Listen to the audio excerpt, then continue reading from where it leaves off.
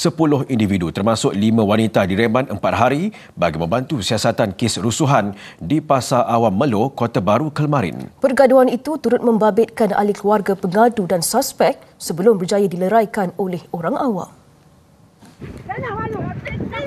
Perintah reman sehingga Selasa ini terhadap kesemua individu yang berusia lingkungan 20 hingga 50-an dibenarkan Mahkamah Magistrate Kota Baru. Ia bagi membolehkan pihak polis menjalankan siasatan lanjut mengikut Seksyen 147 Kanun Keseksaan. Semalam, 2 suspek wanita direman 4 hari bagi membantu siasatan kes berkenaan. Ketua Polis Daerah Kota Baru, Asisten Komisioner Muhammad Rosli Daud berkata, kejadian berlaku jam 2.30 petang Khamis lalu. Pihak polis menerima laporan daripada seorang wanita berusia 19 tahun yang mendakwa dikasari seorang wanita lain berusia lingkungan 20-an. Akibat kejadian itu, remaja terbabit mengalami kecederaan pada seluruh badan. Punca kejadian masih dalam siasatan.